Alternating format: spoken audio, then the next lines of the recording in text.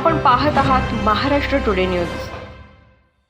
कच्चे परमिट काढण्यासाठी 2,000 रुपयांची लाच स्वीकारताना उपप्रादेशिक परिवहन कार्यालयातील वरिष्ठ लिपिकासह एका खाजगी इसमाला लाचलुचपत प्रतिबंधक विभागाच्या पथकाने रंगेहात पकडले। ही कार्यवाही सोमवारी जालना लाचलुचपत प्रतिबंधक विभाग जालनाकडून करण्यात आली।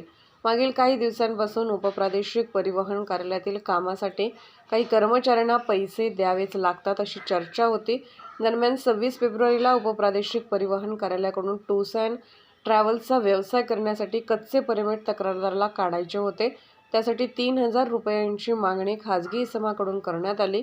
त्यानंतर वरिष्ठ लिपिकाने तडजोडी अंती 2,000 रुपये 700 रुपयांच्या लाचेची मागणी करून खाजगी इसमाकडे देण्यास सांगितले। त्यानंतर तक्रारदाराने जालना येथील लाचलुचपत प्रतिबंधक विभागाकडे याबाबत तक्रार नोंदवली। त्यानुसार लाचलुचपत प्रतिबंधक विभागाच्या पथकाकडून सापळा रचण्यात आला व 26 फेब्रुवारी 2024ला तक्रारदाराकडून 2,000 रुपयांची लाच स्वीकारताना वरिष्ठ लिपिक गणेश टाक, खाजगी इसम मोहम्मद मसूद, मोहम्मद रशीद यास ताब्यात घेण्यात आले। पुढील कार्यवाही दोघा आरोपींवर ताडकळस पोलीस ठाण्यात गुन्हा दाखल करण्यात आला।